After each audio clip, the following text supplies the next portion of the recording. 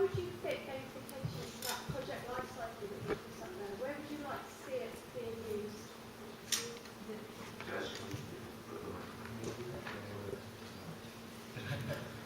Basically, we've kind of been brought up in a society in which currently we're based on merit, so you go through your whole education system based on merit.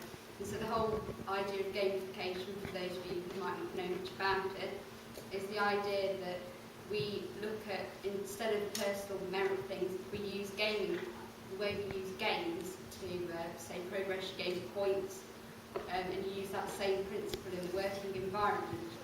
So the idea of gamification would be more at a personal level to get people to work better. You gain points for collaborating rather than individual gain. So a lot of the time we work so that we're personally trying to gain and progress up the ladder at work, whereas with gamification you could use those kind of point systems to encourage people to collaborate more. If I could just add something, I think one of the things that it could be useful for is we all know if you share too much information, you get in trouble and you get told off, and we know what happens about that. But there's nothing on the other side to encourage you to share when you should, and there's no punishment for not sharing when you ought to. So you could use these tools to sort of encourage. Yes, we've got like this fear of sharing too much, but on the other side, we've got to make sure that we know there are consequences when you don't share information that is vital to progress the project forward.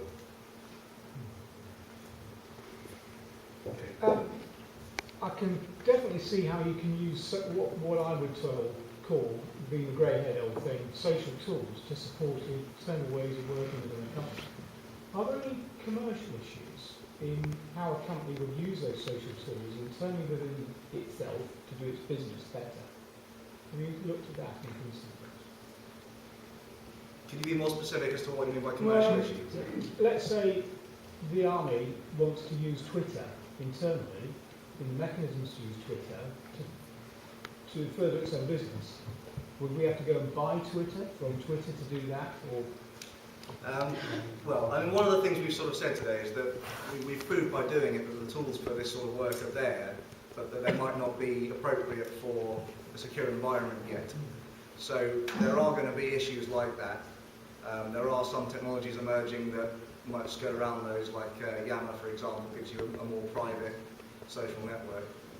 There's work that he's doing, absolutely. I don't think this is something that we could go home today and implement a policy that suddenly makes us able to use this in a team defence environment. But one of the things we want to stress is we need to get you guys to all start looking at how we can implement this sort of tech in the secure environment that we're in. Boeing set up its own internal social media service. It's a virtual private social media, but that's 170,000 employees. So that's where today, how we're bridging the gap between being outside and inside of being secure. So we can provide social media to people that need to work that way, but we don't have to worry about being out in the public. Okay. Hi, I'm Debbie Riegler from the SCL. We've actually got a corporate intervention in train at the moment looking at social enterprise networking. And I went on to London to see a presentation of a couple of tools. One that's actually being used in UKCeB today. So it is happening in defence, and we're looking at it now. Well, that's good. I think one of the Twitter questions that came up was, can we really do this by 2020? And I think the sorts of things that we've heard from you and from people speaking earlier today seems like we are moving in the right direction, and there's definitely, we've got some buy-in, and it seems like it might well be possible. Is there a question there? Yes, well, the first thing is what you did was fantastic. Absolutely great.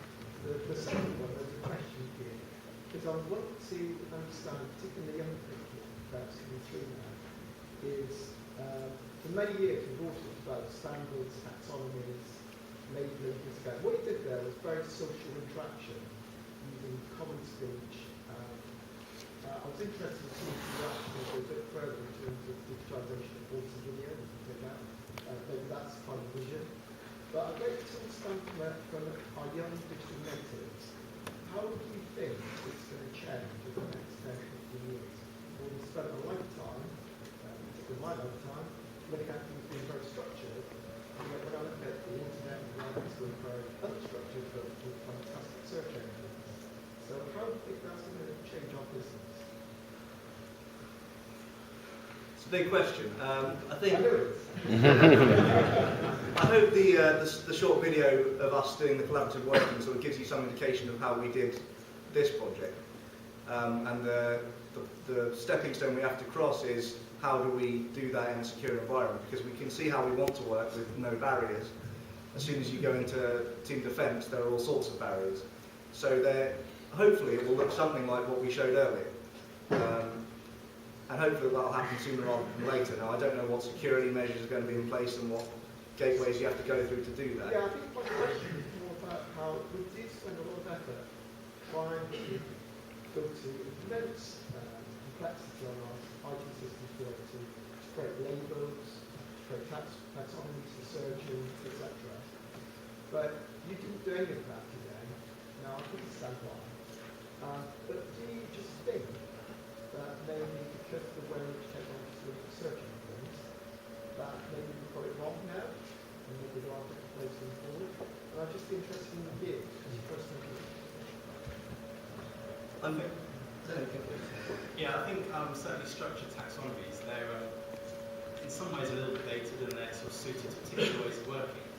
So unstructured data, let's say with Google, allows you to sort of find what you're looking for quite quickly and easily. And if that's the case, then yes, you'll be able to find what you're looking for potentially much easier than using this sort of structured data. I think the way we worked was quite organic as well, so it developed as we went along, so there wasn't that set structure originally. So that meant that actually we've not had problems going back and searching and finding things, it's just happened naturally. Okay, gentleman at the back there. Good. We talked about social networking and so forth. I think Google are investing in augmented reality at the moment. We haven't been touched on. So if a 30-year-old that influences 1 billion people and marketing those case, is the MOD missing out by not pushing CRX decisions down to lower and younger levels?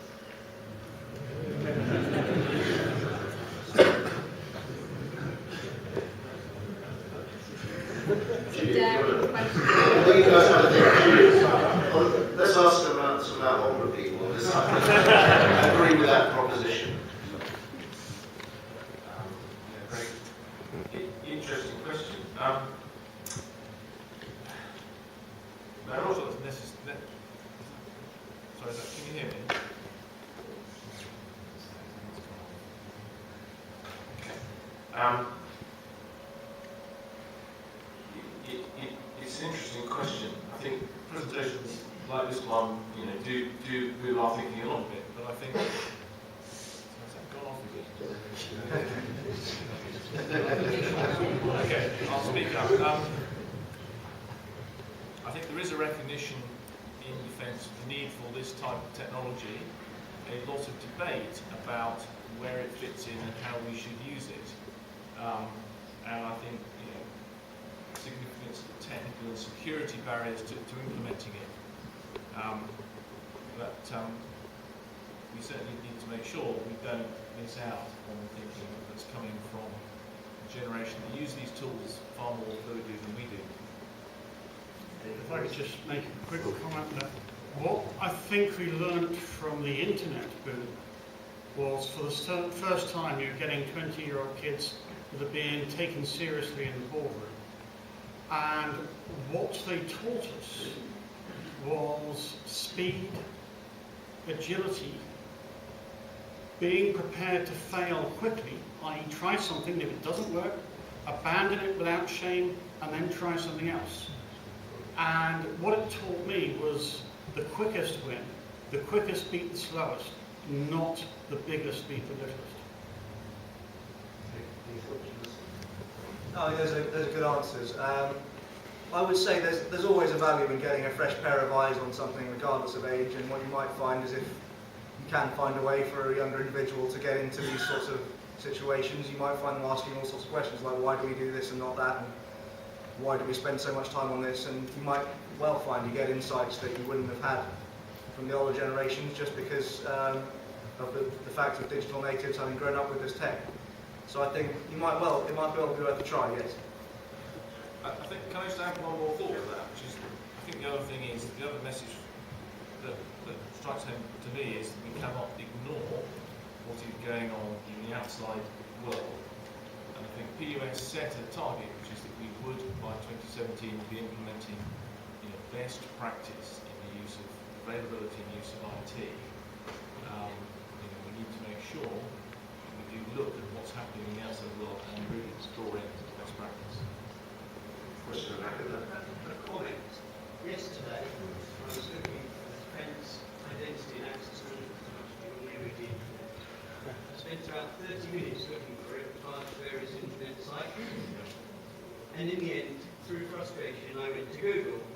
And I found it immediately in the top bit was the UKCeB website with the second entry being this seminar, which is a bit coincidental because it wasn't what I was looking for at all, but it's very, very interesting that Google is better at knowing what the MOD is doing.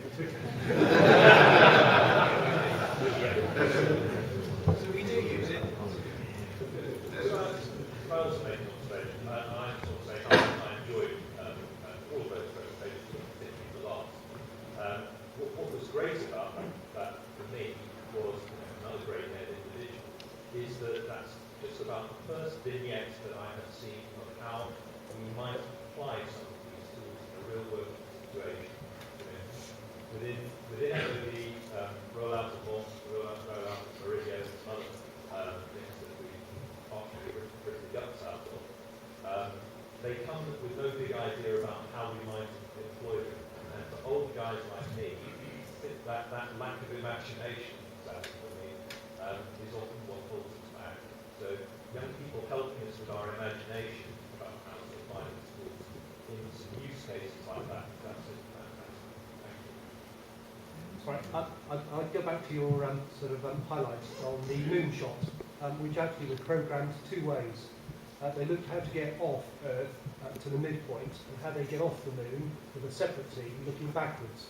That's actually how they did it. And I was slightly struck that in the next 7 years, and that's the epochal term, we've got 3 technological epochs developing.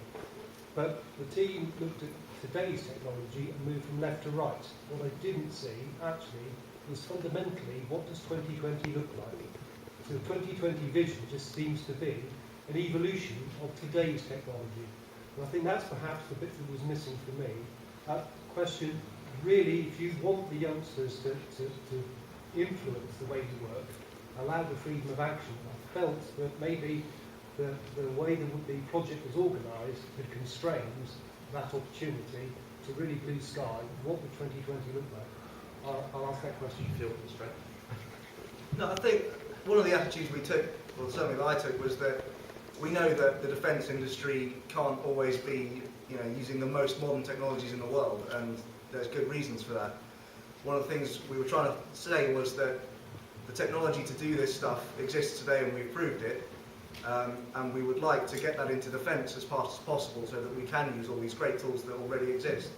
So I expect by 2020 there'll be even newer tools than those that might be even better, and it's going to take some time when they come along to look at how we can work those in a secure environment. I'd just like to add to that. If we knew what was going to be available in 2020, I'm sure most of us would be setting up very good companies. but that's my challenge, is that there are lots of thoughts out there of exactly what 2020 will look like in terms of interactions, social engagements, and the way in which it will work. That's a very perspective from the population. It's difficult to make a question of the idea of that.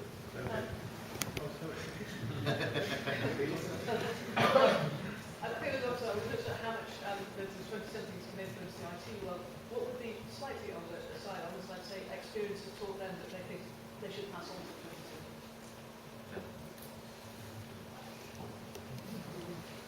I'll take that one. I think for me, it's being, I guess, in the middle of the age bracket here.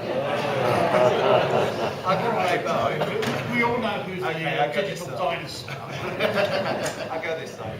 But to be honest, that was great. I mean, for me, I think a lot of us have got a lot of the issues, and actually just watching some of the way that was done. Actually, if you put the two together, as we've suggested there, you've got good ideas and issues. Actually, if we do more of that and collaborate more together, then you'll solve more problems. So I think that's the balance. I think that's the trick for me. And that's opened my eyes. And, you know, that's I wouldn't say I'm up to date, but you know, there's some good practical applications I could see to tackle some of the issues if we were allowed to do it. I think there's two thoughts I'd add to that, which is picking up the point made by the gentleman up there, which is why can I find this on Google and I can't find it on our internal networks. I think what we have to do is watch where the commercial world is investing money, okay? Where they're investing money is where the best products will be and the best services, and we need to make sure we can get those into defence, not continue to, try and develop our own bespoke solutions. And secondly, we do need to challenge. You said, oh well, we can't have this in defence. I think the question we need to keep asking is, well, why, if it's of value, why not? And I think in our heads there are a lot of barriers that are not really there when you ask the question. Question here. Andy, you've had a vision, maybe a site, but whatever, coming back to the taxonomies, of what we could do with what we've got at the moment. Yes, we could look a bit further. But how much of what you've heard from these guys will you take forward in the next draft of the URD you're producing? Well, I think the question's back to you. The URD is everybody sat around here today. As Julian said, it's if you think you've got value to add to it, you enjoy it. Because it's your user requirements document. The whole idea of the URD document was to put together a modern industry set of user requirements. So if we all collectively think this is the right way to go, well then that's what the requirements are. I want some form of capability that does this sort of new way of interacting with information. So is that the next challenge for the digital natives? I think it's a challenge for all of us, to be honest. That's what, just to re-echo what Julian said, we're moving in the URD phase now into the key user requirements for information sharing. So I think obviously the digital natives are key to that. We've recognised we need younger people in there to give us some of the fresher ideas and to tackle how we might want to do business differently. So I think really just to answer your question, come along, get involved. And if you really want to make things different, this is the way to go about doing it. I actually don't think we've got much choice. All of us work for companies that want to be successful. We want to get, we will be bringing young people into our companies. We do it at the moment. If we want to get the most out of those people, if we want to attract the best, we've got to provide them with a working environment that they're comfortable with and provide them with an environment with which they will be productive. And if this way of working, and I've seen it myself, if this social collaboration way of working is the most efficient to get the best out of these bright, new, young employees, then that's what we're going to do. The only question I'll say is, can we afford to wait till 2020? I think we've got to do it now. Okay, I'm conscious we're heading towards lunchtime. We'll take a couple more questions and then we'll stop soon. Okay, I would like to highlight that there are actually two levels of collaboration, one internal and one external. Internally, the tools exist, and it's not difficult to set them up. Internally, for example, one tool that we have internally, we have collaboration tools. One I left, especially because I had projects that are multi-departmental, people spread across the whole building. It's the other where we can chat without having to go for a meeting. So, or in one other project, for example, since we were going to have hundreds of little documents, we set up a wiki. So that kind of thing is inside the company or inside the network pretty easy to set up with commercial responsibilities. The trick is when you have to collaborate with customers, with suppliers, with partners on a specific project, because the moment you exceed your network, you have the big security issues. And the problem is things like Facebook or Twitter or whatever, the security is questionable, to put it nicely.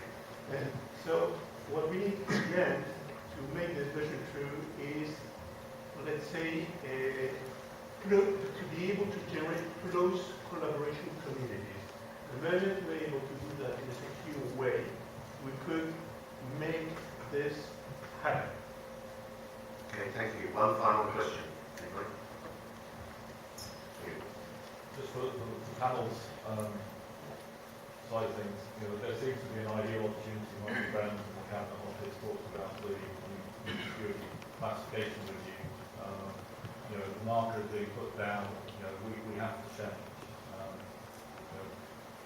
that's the opportunity where we get this once in our lifetime to actually exploit the benefits that that could bring, particularly the official level. I would say that that is something we should be grasping with both hands, both as team industry, MOD, team defence. That is our opportunity. We've got in the next 6 to 9 months to make something happen. Okay. That is definitely recognised in defence authority space. Right, I'm afraid we're going to have to draw to a close there. You've heard many opportunities to get involved. I encourage you to do that. I encourage you to track down the panel afterwards, and if you please show your appreciation for their time there.